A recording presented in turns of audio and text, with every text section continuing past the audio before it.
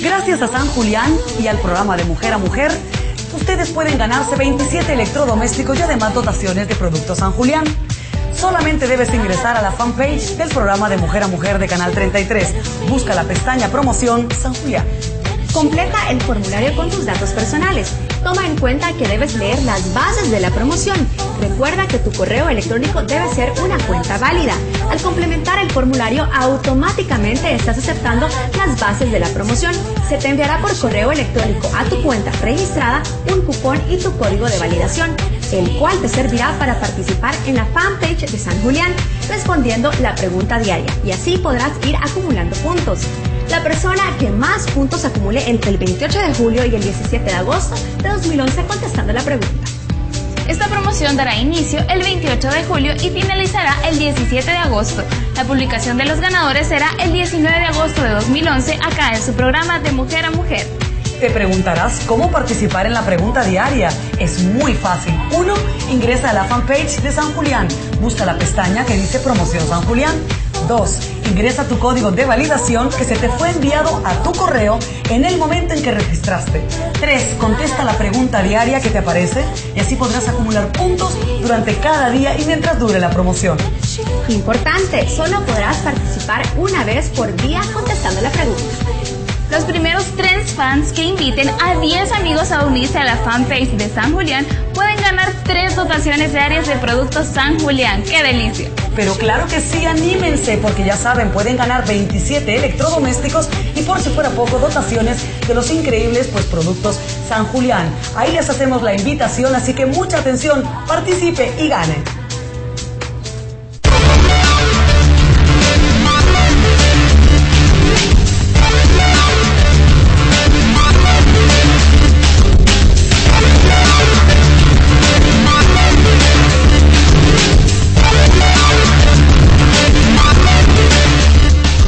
Buenas noches, bienvenidos, bienvenidas a Sin Su Permiso. Hoy es miércoles 10 de agosto, un gusto que nos acompañe. Esta noche estaremos hablando sobre el panorama económico que está viviendo Estados Unidos y cómo impactará esto a nuestro país. ¿Afectará las exportaciones?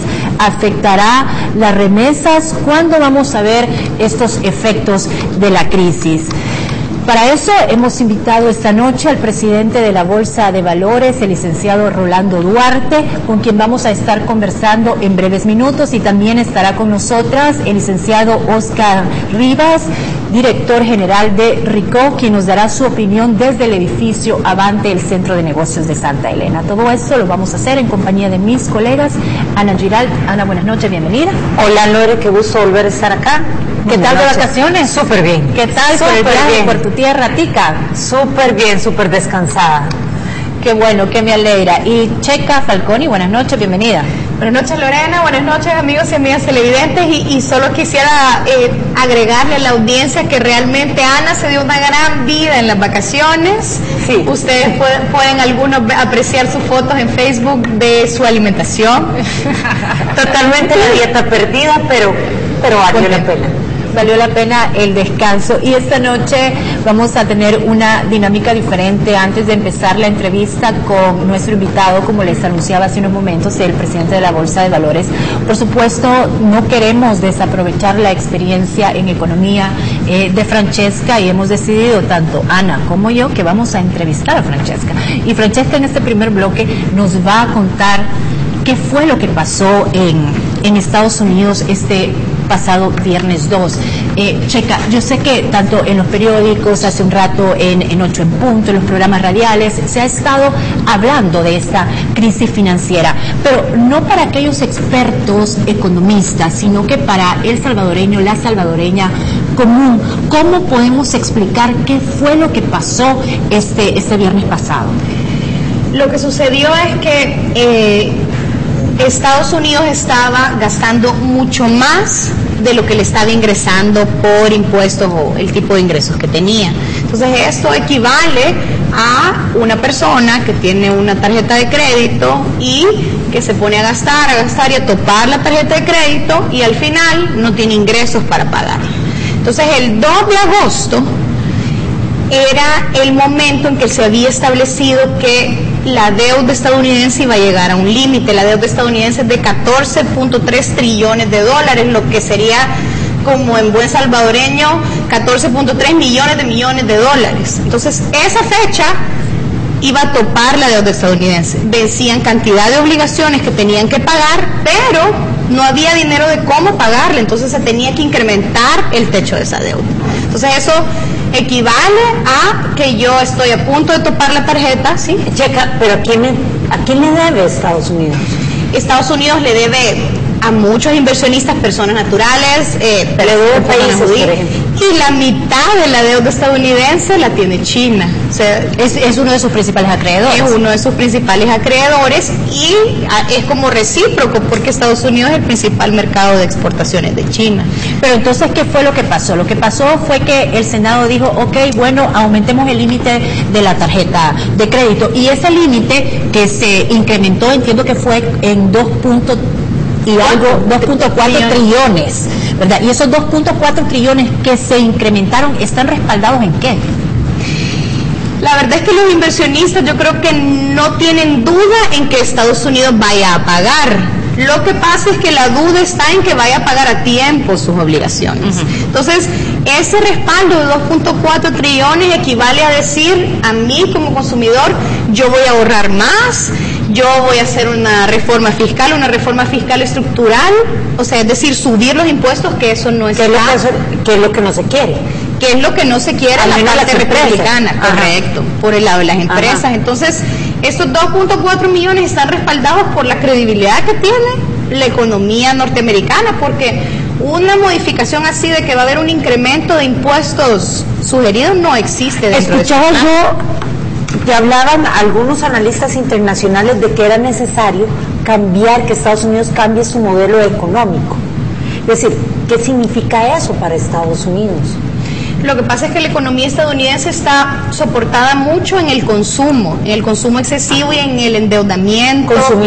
Consumo interno y préstamos o deuda del país para inversión o para soportar al final los créditos que se adquirieron para salvar a los bancos en la crisis pasada. Entonces, algunos dicen que hay que cambiar el modelo económico.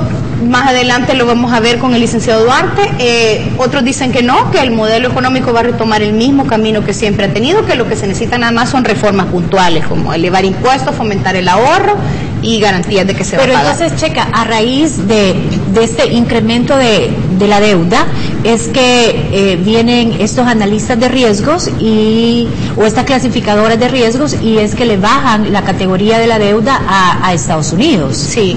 Se la bajaron porque sintieron que el acuerdo realmente no está atacando los grandes males de la economía de Estados Unidos, que son el excesivo gasto en armamentista, la necesidad de incrementar la carga tributaria, de fomentar el ahorro. Entonces, se la bajaron por eso e incluso amenazaron que estarían revisando la calificación entre 12 y 18 meses. Solo amenaza Standard Poor's. Sí. Moody's y Fitch han mantenido el AAA. Ellos mantienen el AAA porque dicen que la economía estadounidense tiene capacidad para cumplir con sus obligaciones. Francesca, una pregunta que también se la vamos a hacer a los invitados, pero es, ante esta situación, ¿cómo afecta el que Estados Unidos tenga proyectos de cooperación, específicamente, por ejemplo, en El Salvador, que es lo de Asocio para el Crecimiento, temas de seguridad?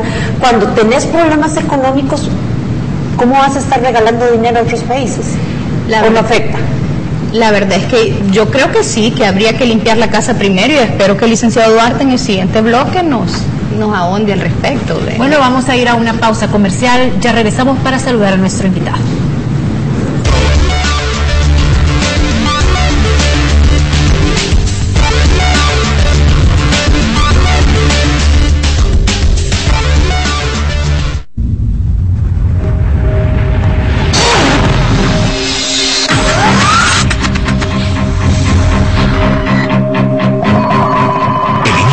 Estrategia financiera desde los negocios y la actividad económica hacia toda Centroamérica.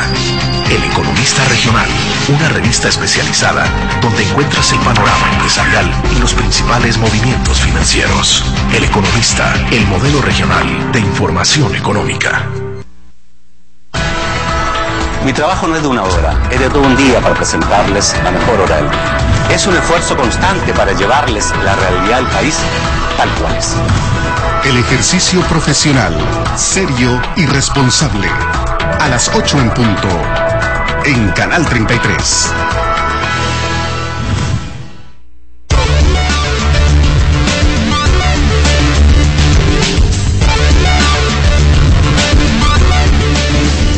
Gracias por mantener la sintonía de Sin Su Permiso. Saludamos entonces al licenciado Rolando Duarte. Licenciado, buenas noches, bienvenido. Muchas gracias por invitarnos a este programa. Es un gusto para nosotros poder compartir y poder ver qué es lo que está pasando en el mundo y cómo eso va a impactarnos en nuestras economías. Pues básicamente esa es la primera pregunta, licenciado Duarte. Ya hablábamos en este primer bloque un poco lo que está pasando en Estados Unidos, pero para contextualizarlo y traerlo a nuestro país, ¿cómo eso va a afectar a nuestra economía? Yo quisiera tal vez empezando a hacer una comparación de cómo arranca la crisis del 2007 y qué está pasando con esto que estamos empezando a ver. Yo creo que todavía es muy prematuro todavía empezar a hablar de grandes cosas. Yo creo que estamos viendo primero una primera parte de la película. Vamos viendo cómo hoy mismo en la tarde empezaron a hablar ya de Francia. Es decir, empiezan a haber un montón de información y es por eso que todavía no tenemos como todos los elementos. Ahora, si comparamos lo que sucede en el 2007-2008, en esa gran recesión, y la comparamos con lo que está pasando ahora, vemos que en el 2007-2008 eso comienza desde abajo. Y eso fue subiendo a través de los compradores de las hipotecas. Eso se traduce en Wall Street, que empieza a bajar, y al final tenemos un quiebre del sector financiero. ¿Qué tenemos ahora? Al revés, en vez de empezar de abajo para arriba como estamos en el 2007, ahora empieza arriba, empieza a nivel de gobierno, a través de su déficit fiscal, a través de su crecimiento de su deuda, y eso a su vez ha ido generando una desconfianza de las empresas. Por otro lado, en el 2007-2008, las medidas que se tomaron fueron pues muy duras, históricas, a donde vemos que el gobierno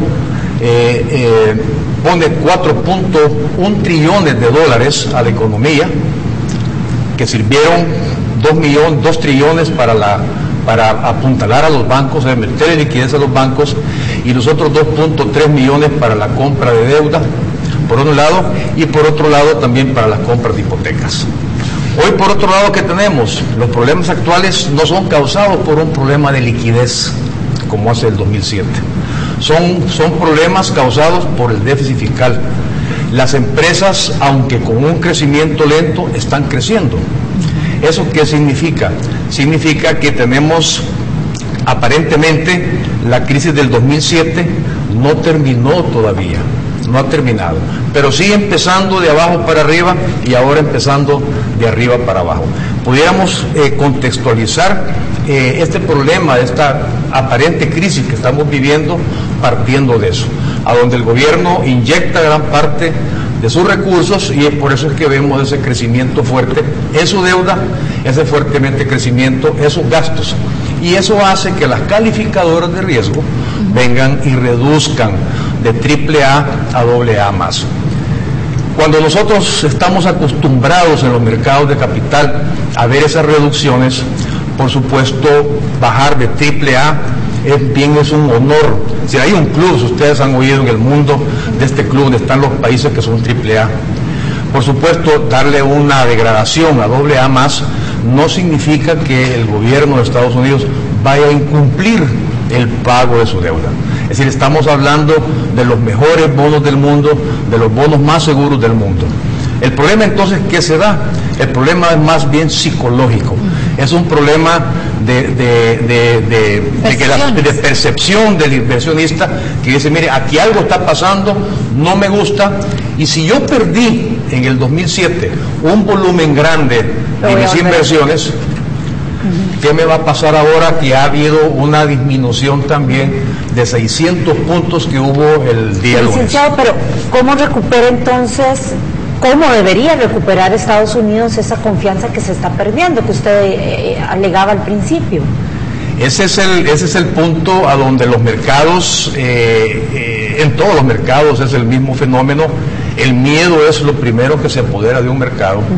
Y usted, de hecho, lo que hemos visto ahora el día lunes es, mire, yo no quiero seguir en acciones, Y la gente se salió de ese volumen fuerte de acciones donde tuvimos una baja tremenda ese día el lunes. ¿Y en qué se refugia? Paradójicamente, en esos mismos bonos a los cuales les habían dado una degradación en su clasificación de riesgo. Pero al final los efectos para El Salvador de toda esta turbulencia, porque como decía Lorena, la economía se maneja también con base en percepciones. Al final los efectos para el país van a ser muy similares a los de la crisis del 2007, 2008, 2010. En el 2007, es lo que nos corresponde a nosotros ver como mercado de capital en El Salvador, podemos ver esta gráfica a donde tenemos todos nuestros eurobonos. Estos eurobonos, usted puede ver el problema que hubo en el 2007-2008. Cómo el precio de los bonos nuestros bajaron.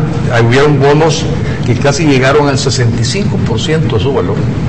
Sin embargo, estos bonos han venido subiendo, pese a que El Salvador tuvo una disminución de su clasificación de riesgo. Estos se han seguido manteniendo, incluso con precios mucho más altos. ¿Qué significa eso? Que hay una confianza de los mercados también en nuestros valores. Y la razón es bien sencilla. Los gobiernos, incluyendo el gobierno actual, han cumplido a cabalidad los pagos en una forma oportuna de todos los intereses y el capital. Pero se siguen endeudando y masivamente, igual que la economía estadounidense, ¿no? O sea, esto debería servir de alerta para el gobierno actual. Por supuesto, todo está en relación al crecimiento o al desarrollo de la economía. No quiero ponerlo, pero el nivel de deuda de Estados Unidos, estamos hablando de un 93%, 95% del Producto Interno Bruto. Nosotros andamos en un 54%. Es decir, el punto es si hay capacidad de pago. Es decir, en lo personal nosotros nos podemos endeudar y lógicamente el banco lo que va a ver al final es mi capacidad de pago. Y de esa misma forma, esto es lo que mira cualquier clasificación de riesgo. Pero si El Salvador va a sufrir un impacto o no sufriría ningún impacto. Por supuesto, estamos con una economía desarrollada, totalmente unida a la economía estadounidense, y por supuesto, si Estados Unidos empieza con un proceso de recesión, nosotros vamos a sufrir ese proceso de recesión. De hecho, las remesas familiares se vieron afectadas en el 2007, tuvieron una caída drástica, y es lo que nosotros vimos, la disminución de la economía. ¿En este caso también se podrían afectar las remesas, licenciado? Las remesas, por supuesto, vimos que en el caso del desempleo, Estados Unidos entra o arranca esta recesión todavía con un 9% de desempleo. En el 2007 tenía un 4.7% de desempleo. Es decir, las condiciones que está entrando la economía de Estados Unidos en este momento son mucho más difíciles de las que estaba en el año 2007. Y eso nos dice mucho, ¿verdad? De hecho, si ustedes vieron el día de ayer las noticias que saca el señor, siempre se me olvida el nombre, Bernanke, hablando de nada más de mantener las tasas de interés, por lo menos durante el 2012 y el 2013, pero no dice nada más. ¿Sí? Tienen que elaborar toda una política importante para tratar de sacar adelante la economía. Si Estados Unidos entra en recesión, ¿todavía decimos el sí entra en recesión, o es que realmente Estados Unidos va al camino de entrar a otra recesión? Hay como dos corrientes en esto. Una, están hablando de que hay una probabilidad de un 33% en este momento de que pueda haber una recesión. Diríamos que esa es la ala más pesimista. Hay otra ala menos pesimista que habla de un 15%. Eso lo que está indicando es que todavía no sabemos nosotros lo que va a pasar. Y por eso al inicio yo hablaba de que aquí todavía nos faltan elementos de juicio. Aquí muchas veces, si ustedes se hacen el parangón con lo que pasó en el 2007, cada vez que abrían usted la caja algo sacábamos. Y eso ahí estaba latente, no es cuestión, una economía no se cierra o no quiebra de la noche a la mañana, es todo un proceso, por supuesto. Una recesión tampoco es algo que va de la noche a la mañana. Entonces, si nosotros tenemos en este caso esta información o estos datos que todavía no manejamos, por lo menos nosotros no nos atreveríamos a decir que estamos entrando a una recesión. Hay probabilidades de que pero todavía no lo sabemos. Quiero retomar un punto cuando se mencionó lo de, usted dijo, salió de acciones cuando hablaba de la bolsa, y vimos en las noticias el comportamiento que hubo el lunes. Ayer martes reportaban como una estabilidad en la bolsa de los Estados Unidos, y hoy hablaban las noticias de otra baja. ¿Cómo se comportó la bolsa aquí en El Salvador? En El Salvador, y diría igual que muchos países de Centroamérica y algunos países de América Latina, nuestros mercados son mercados de renta fija, son mercados de deuda, a diferencia de los mercados más desarrollados, que son mercados accionarios. En ese sentido, el mercado accionario nuestro representa apenas menos del 1%, y el resto, pues el 99%, está dado por el mercado de deuda. Eso significa que esta disminución que hubo en las bolsas no se ve reflejado directamente en nuestro mercado de valores. Eso es una ventaja hasta cierto punto, por el hecho de que las pocas empresas que cotizan, por ser más que todo un país de empresas familiares que todavía no entran a bolsa, nos genera ese problema que pudiéramos tener con el contagio del resto de bolsas, como ha sido en Sudamérica, en algunos países de Sudamérica o en Europa, pues no lo vemos reflejado aquí en El Salvador. Pero, licenciado, por ejemplo, esta baja sustancial que se dio en Estados Unidos de las acciones que hablaba Ana, obviamente esto ocasiona pérdidas para las empresas, para multinacionales gigantescas, muchas de estas multinacionales con inversiones en nuestros países. Al final, esto también puede impactar en la inversión extranjera directa en la región y más en nuestro país, y en el términos de generación de empleo. Por supuesto. Como ella me preguntaba a mí el impacto directo específicamente, lo otro sería el impacto directo en la economía. Y por supuesto en la economía, al haber una reducción, lo que vamos a tener son menos emisores, porque el problema de eso es que se van dando menos emisores, menos valores en el mercado, y por supuesto una disminución de la actividad económica. ¿Habría alguna diferencia en el comportamiento de nuestra economía o en las repercusiones que tendría nuestro país si El Salvador no estaría dolarizado, o estaríamos frente a una situación similar con...? Bueno, vemos el caso de Europa. Esto está afectando a Europa. Inmediatamente cayeron las bolsas de Estados Unidos, cayeron automáticamente las bolsas de Europa, cayó la bolsa de México. México no está dolarizado, sin embargo la bolsa cayó. Pero también hubo oportunidades, y por ejemplo en el caso nuestro, toda la reserva nuestra está invertida, por ejemplo, en bonos del tesoro, y está invertida en oro, lo cual tuvo una revaluación el día de ayer. Sí. O sea que en ese sentido también hay que ver una revaluación por el oro. Hay un aumento de precio del oro, ¿verdad? Porque la gente se está refugiando en el oro, y también hubo aumento de precio de los bonos del tesoro.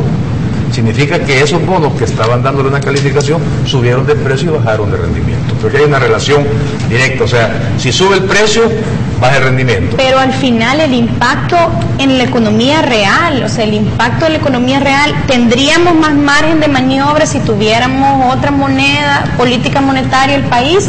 Y le digo esto porque lo hemos estado viendo en el Facebook, que hay bastante gente que tiene esta duda. ¿Habría mayor margen de maniobra? Por supuesto, el margen de maniobra que tiene actualmente el gobierno es vía la política fiscal, ya que al estar dolarizado, pues no manejamos nosotros una política monetaria, que es el caso de El Salvador, o el caso de Panamá, o el caso de Ecuador.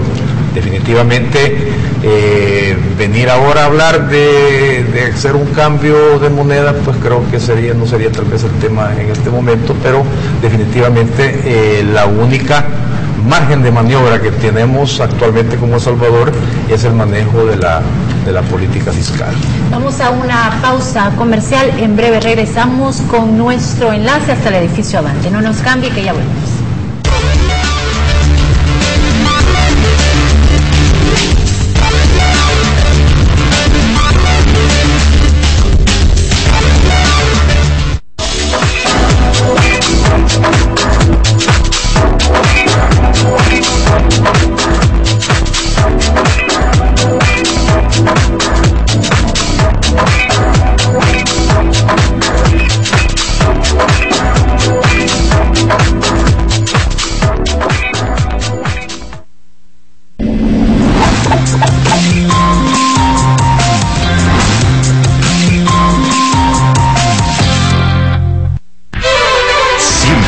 Damos lo mejor y hacemos la diferencia.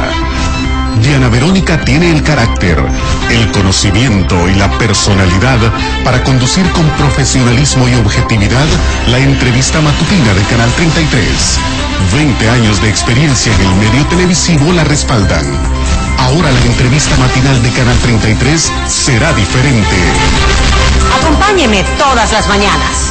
La entrevista con Diana Verónica, de lunes a viernes a las 6:30 de la mañana por Canal 33. La televisión salvadoreña.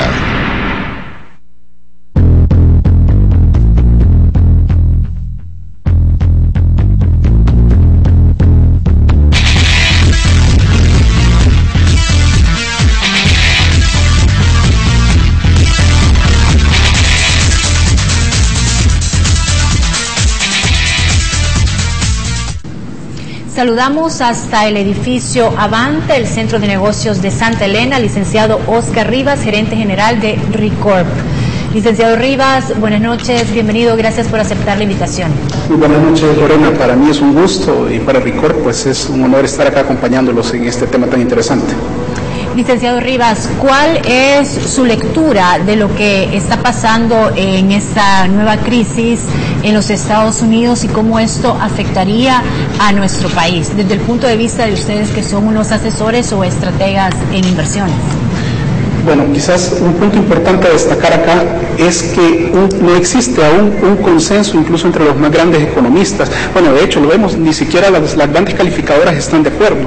Es Standard & Poor's el que viene y le baja, pero Fitch dice se mantiene. Los grandes economistas, ¿qué es lo que dicen en Estados Unidos?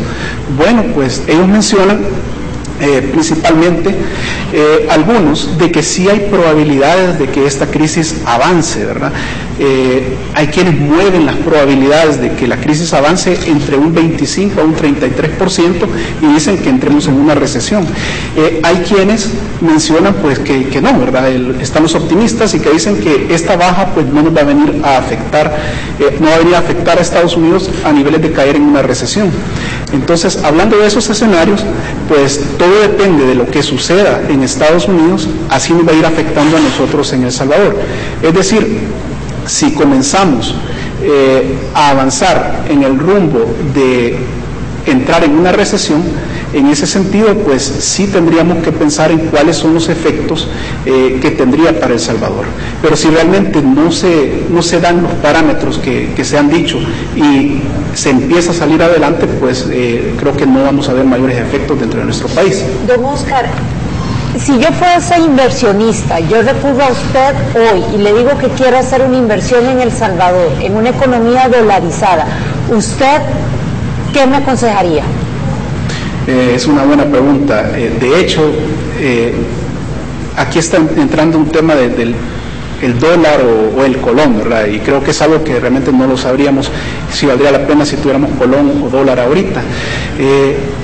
Para el caso de El Salvador, creo que lo que tengo que ver, más allá de la moneda, son las condiciones que me ofrece el país. Es decir, en qué sectores en el que voy a invertir. ¿Es un sector que tiene potencial de crecimiento o es un sector que está ahorita en una depresión, que no tiene apoyo de la banca, que tiene restricciones legales?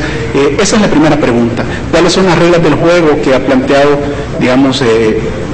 el marco legal de mi país para ofrecerles seguridad a los inversionistas? En la medida que el inversionista sienta que las reglas del juego están claras, pues él puede venir y decidir invertir en El Salvador, pero que no tanto la moneda. Hice hincapié en el tema de la dolarización, pensando también en el impacto que, aunque si bien no está, todavía no se puede prever, se puede suponer cómo podría afectar si este tema en Estados Unidos no se resuelve. Por eso hablaba de la dolarización. Sí, y voy a ese punto. El tema de la dolarización, el dólar, vamos al dólar. El dólar sigue siendo aún ahora, a este día, la moneda de refugio del mundo. O sea, es curioso, pero este día el dólar y el yen se estaban valorando respecto al euro. ¿Por qué? Porque veíamos noticias este día de que los inversionistas ya se están poniendo nerviosos con respecto a Europa. Se está hablando mucho de la crisis en Francia y cómo esto va a afectar al resto de la región europea. Por lo tanto, los inversionistas están yendo al dólar. Entonces vemos que la mayor parte de las reservas mundiales están apostadas al dólar. No hay una moneda de una economía tan grande que pueda venir a servir de refugio. Digamos, no existen suficientes francos suizos, suficiente oro para venir a respaldar. Hoy por hoy yo creería que el dólar sigue siendo la moneda, que sigue siendo referencia, y lo han demostrado los mercados de este día. Yo creo que, siguiendo con la que está mencionando Oscar, lo mencionábamos hace un rato, la salida de los 600 puntos que hubieron el lunes fue un refugio en bonos del Tesoro. Y esos bonos del Tesoro lo que están indicando es que todavía el inversionista confía en invertir en unos bonos que están en este momento con una reducción de calificación, pero al mismo tiempo son bonos denominados en dólares.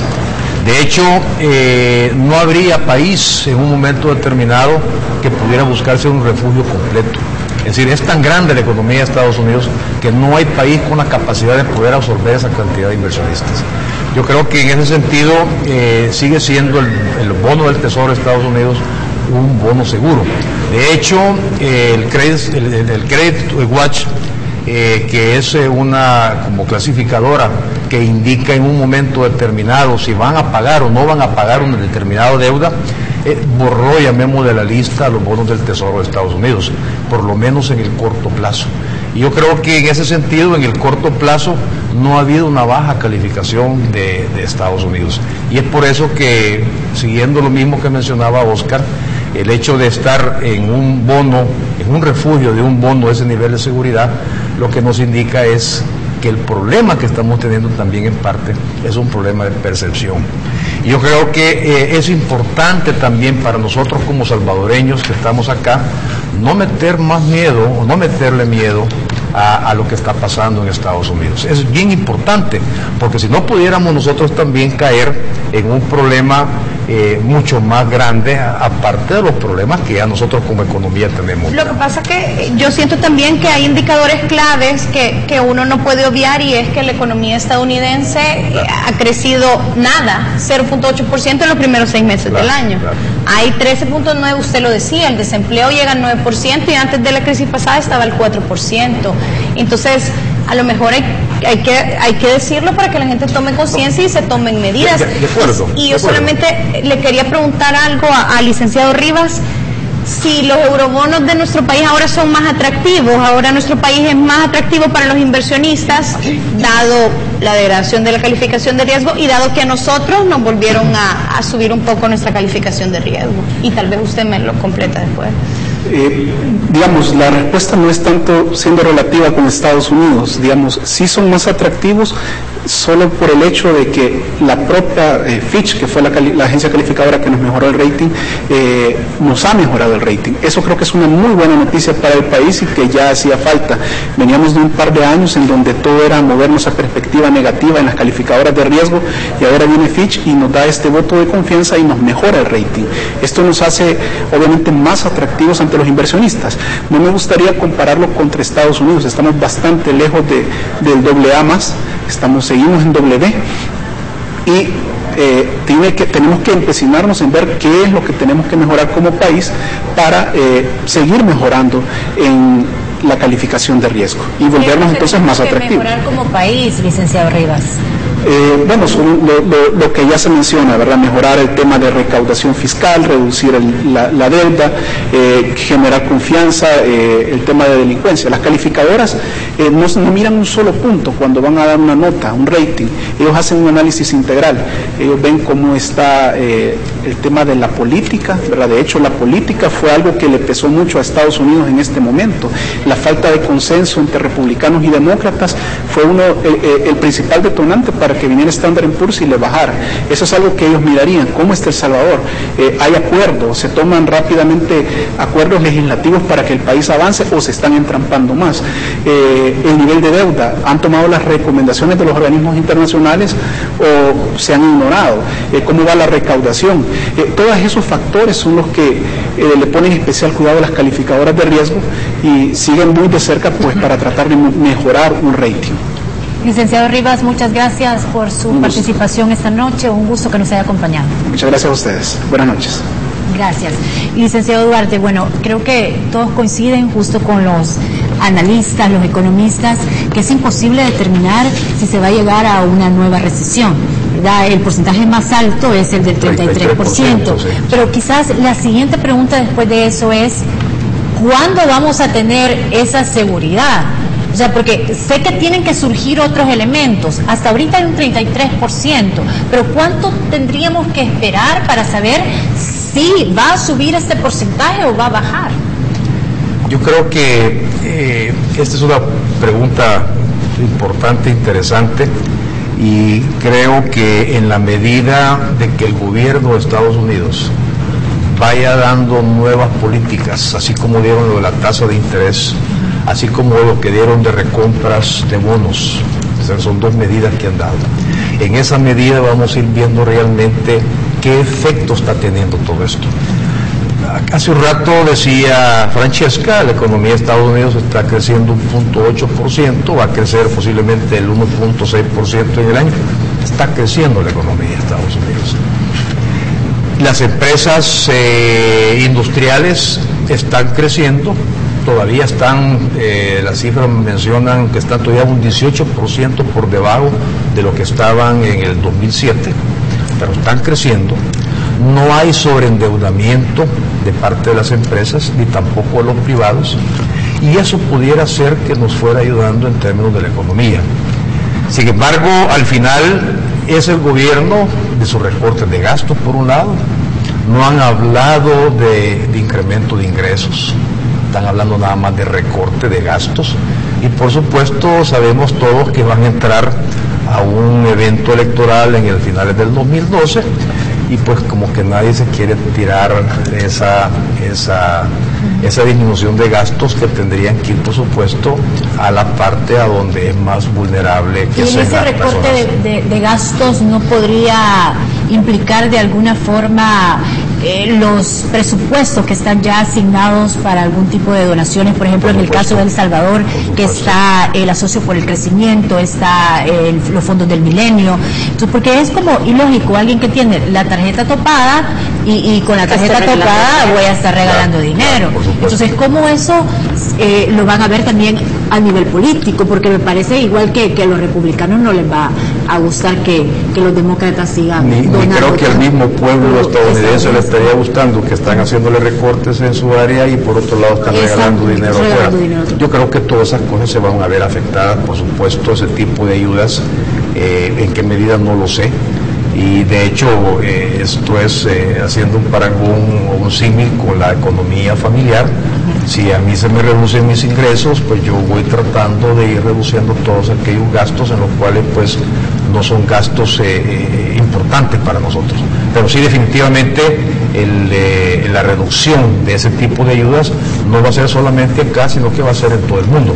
Eso puede también tener un tipo de efecto de crear más desempleo en las regiones, ¿verdad? Crear más pobreza en las regiones, y por eso digo que el problema que se da ahora es que el gobierno de Estados Unidos como que tiró la mayor parte de su munición en el problema del 2007-2008. Salvando a los bancos. Salvando a los bancos, salvando a todos esos sectores de la economía real. Licenciado, bajo su experiencia, ¿hay algún plazo en meses, en años, en horas, como para poder prever, me va a afectar y esto va a crecer o esto se va a solucionar? Es decir, de aquí a 2 meses podríamos estar viendo qué, o de aquí a 4 meses. No me atrevería a hacer yo una proyección o una predicción de qué es lo que va a pasar de aquí en adelante. Por lo menos lo que me muestra ahorita, por lo menos en el muy corto plazo, todavía no vamos a ver nada. Ahora, creo que prudentemente, como toda la gente tiene que ser prudente, deberíamos de empezarnos a preparar. Y la razón, se le digo, es por lo siguiente: debemos de salir nosotros solos de este problema. Cuando digo solos es que no voy a tener, por lo que mencionaba Lorena hace un rato, no voy a tener ese flujo de ayuda de Estados Unidos. Pero sí creo que es importante que, siendo Estados Unidos nuestro principal socio comercial, nuestro principal amigo en términos de la región, en términos, entonces nosotros exportamos el 50% de nuestra exportación, o más, va a Estados Unidos. Es por eso que debemos de trabajar como país, y creo que Oscar lo mencionaba hace un rato, preocuparnos más por los verdaderos problemas que por otro tipo de problemas que tenemos en este momento. Vamos a ir a una pausa comercial, en breve regresamos para el último segmento y leemos varios de los comentarios que ustedes nos han hecho llegar a nuestro Facebook. Ya volvemos.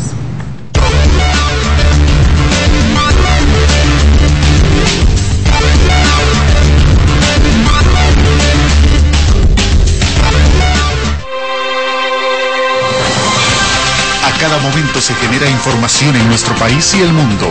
Encuéntrela en nuestra página web de una forma completa y actualizada.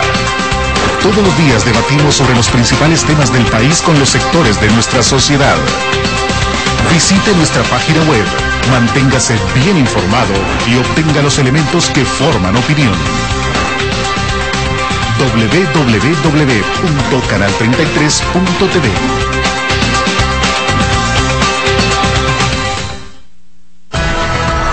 Mi trabajo no es de una hora, es de todo un día para presentarles la mejor hora del día. Es un esfuerzo constante para llevarles la realidad del país tal cual es. El ejercicio profesional, serio y responsable. A las 8 en punto, en Canal 33. Este miércoles, en Amor en Custodia.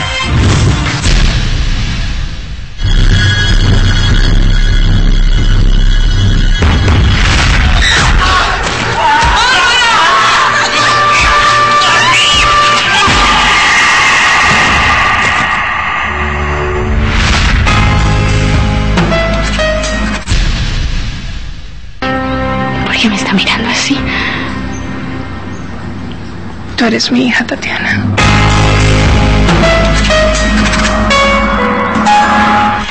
Amor en Custodia, de lunes a viernes, 10 de la noche, por Canal 33.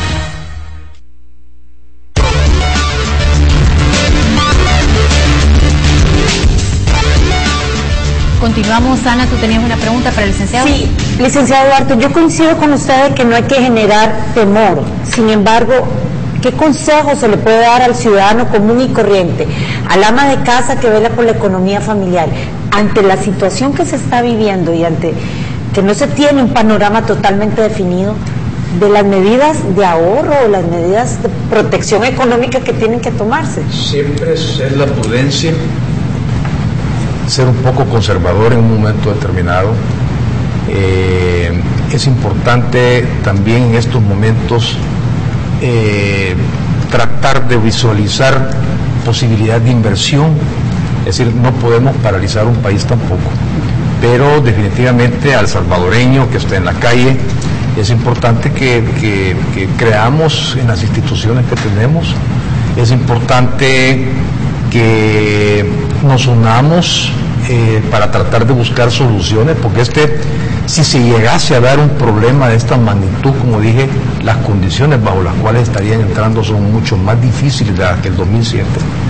Así que si no somos nosotros solos, ¿quién nos va a poder ayudar? ¿Y habrían algunos sectores que serían los más afectados, licenciado, o sería en general? Podríamos decir que el sector de las exportaciones, la gente que recibe las remesas.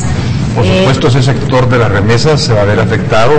Eso a su vez baja el comercio, y lo vimos el año 2007-2008, las remesas se redujeron 30-35%, perdón, el comercio se redujo un 30-35%, las exportaciones, por supuesto, tienen que empezar a buscar nuevos mercados, es importante hacerlo, no tener todos los huevos metidos en una sola canasta, eso es importante. Pero sí creo que la prudencia sigue siendo la madre de todas las decisiones que uno puede ir tomando. Prudencia es importante, no estar creyendo tanta bola, es importante informarse. Yo creo que ustedes están haciendo a través de este programa muy bueno y lo felicito, estar informando a la población. Por supuesto, no tenemos todas las alternativas, no tenemos todas las viabilidades que pudieran servir para, llamemos, ir disminuyendo el problema en nuestra economía, y es por eso que la información es importante y es veraz. Por eso decía al principio del programa, no tengo toda la información ahorita, y me da la impresión que cada vez que abramos la caja algo vamos a estar sacando, algo nos va a estar diciendo. Pero uno de los consejos no sería como el más lógico de no se endeude tanto. ahorita. Es decir, yo creo que el endeudamiento está relacionado con mi capacidad de pago. Es decir, yo no puedo decir no te endeudes porque simplemente no sé lo que va a pasar. No, yo creo que el punto es que si yo tengo un proyecto y este proyecto yo creo en él, es importante hacerlo. De hecho, creo que una de las cosas que hay que empezar a armar, y eso es como un mensaje también para todo el mercado, incluyendo el gobierno, es que en los mercados de capital, incluyendo El Salvador, tenemos las herramientas necesarias para seguir creando nuevos proyectos. Tenemos el proyecto de la ampliación del aeropuerto que no se ha hecho, tenemos los proyectos de las plantas térmicas y geotérmicas, hidroeléctricas también que no se han hecho, proyectos de carreteras, que todas esas cosas se pudieran titularizar y empezar eso a hacer el asocio público-privado, de tal manera que si el gobierno en este momento no se puede seguir endeudando, pero sí pueden seguirse realizando este tipo de obras vía titularizaciones que generan empleo y al mismo tiempo les permiten a los fondos de pensión poder estar invirtiendo en otras alternativas de inversión. Yo creo que eso es importante. Y otra cosa importante también es pedirle al Estado, que ya nos pusimos de acuerdo con la ley de fondos de inversión, sacarla, llevarla a la Asamblea para que la Asamblea apruebe y eso poder convertirse en otra fuente de recursos y otra fuente de financiamiento para todos estos proyectos. Yo creo que lo peor que pudiéramos hacer nosotros es empezar a llorar de que esto viene. Lo que tenemos que hacer es unirnos y empezar a encontrar todas las alternativas posibles que pueden haber. Estaba oyendo antes de venir al programa que México emitió unos eurobonos a 100 años plazo. ¿Por qué no podemos nosotros pensar en poder reestructurar nuestra deuda? Y de hecho lo vendió todo. De hecho lo vendió todo, subieron, creo que fueron 80. ¿Pero eso cuándo lo hizo México? Hoy, este día. O sea, ¿qué significa? Que hay apetito, que hay dinero para invertir. Nosotros tenemos dinero, el recurso más problemático en un país es el recurso escaso del dinero. Nosotros lo tenemos.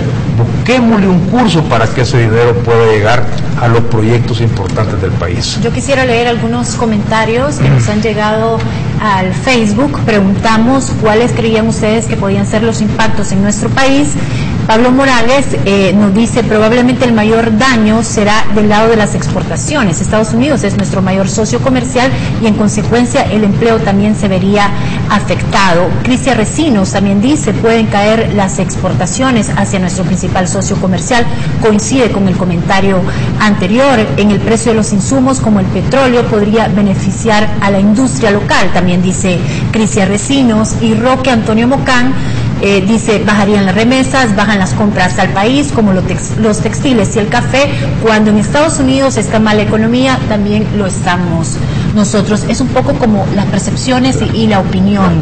La gente sí está coincidiendo en que obviamente nos vamos a ver afectados. Sí, es lógico que esté preocupado.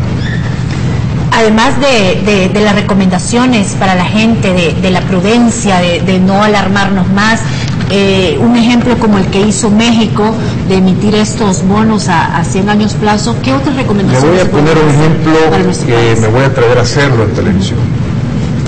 Cuando fueron las guerras napoleónicas, Inglaterra emitió lo que le llaman bonos perpetuos. Esos bonos perpetuos al día de hoy, o sea, después de 200 y pico de años, se siguen pagando por parte del gobierno inglés y siguen pagando puntualmente. Y eso sirvió para financiar en aquel momento la guerra napoleónica. O sea, es un bono perpetuo que no tiene vencimiento. Y esos fueron emitidos en 1740 y pico. ¿Y esos bonos tienen dueño todavía? Tienen dueños, porque fueron trasladados de familia en familia. Han heredado. Okay. Y ese tipo, o sea, hay que utilizar nuestra inventiva en estas cuestiones. Yo no estoy diciendo que el gobierno vaya a emitir un bono perpetuo, pero a lo mejor pudiera invertir un tipo de bono a donde yo pueda ampliar mi flujo efectivo. Pero la Bolsa de Valores de El Salvador no ha pensado hacer una serie de recomendaciones de cara a eso, porque usted aquí en el programa pues nos ha dado dos ideas. Lo estoy dando en mi nombre porque como Bolsa de Valores nosotros operamos en otro sentido, es decir, nosotros lo que hacemos es acercar la oferta con la demanda. Son más bien las casas corredores de bolsa. Obviamente no en términos bursátiles, sino que como una recomendación. Son más bien las casas corredoras las que hacen este tipo de recomendaciones. Eso lo he hecho yo en mi carácter personal, pensando en este momento que se me vino a la cabeza. Bueno, pero entonces le podemos decir a la Asociación de Casas Corredoras de Bolsa, ¿verdad? Que pudieran hacer algún tipo de pero definitivamente la recomendación nuestra es, hay recursos, tenemos un mercado de capitales bien montado, tenemos las casas corredoras que pueden asesorar a los emisores y a los compradores, y lo que faltan son títulos. Y voluntad política. Hay sobra dinero, ahí está el dinero. De hecho, acaban de pagar 653 millones de dólares, el gobierno lo hizo en una forma de relojito. Y ahí están esos dólares, 400 y pico millones quedaron en El Salvador. Hay que invertirlos, hay que invertir esos fondos. Y eso es el camino de estos proyectos que acabo de mencionarles que se nos ocurren. Chile ha sido un país abanderado en esto. Colombia ha sido un país abanderado en esto, a donde los recursos de las AFPs, yo sé que estoy invirtiendo mis ahorros en una carretera, estoy invirtiéndolos en operadores generadores eléctricos, en fin, en aeropuertos, en centrales a donde estoy creando mucho más riqueza. Eso es lo importante. Licenciado Duarte, un gran gusto haber conversado con usted esta noche, de verdad que nos ha ilustrado muchísimo. Es un tema a veces duro, complicado, pero creo que nos ha quedado muy claro aquí a este panel y por supuesto al público televidente. Muchas gracias a ustedes y para mí eso también, como nombre de la Bolsa, es un gran gusto estar con ustedes esta noche, aquí con mi amiga Francesca, que trabajamos un tiempo juntos, sí, ahí en la Bolsa y nuestra economista. Así que no, al contrario, es un gusto para mí. Gracias, licenciado. En nombre del edificio Avante, quiero entregarle unos promocionales especiales para que pueda conocer el edificio. Muy amable, muchas gracias. Gracias, Ana. Buenas noches. Buenas noches. Checa, buenas noches. Buenas noches y gracias. Amigos, amigas televidentes, gracias por su sintonía. Los esperamos el próximo miércoles, siempre a las 9 de la noche por Canal 33.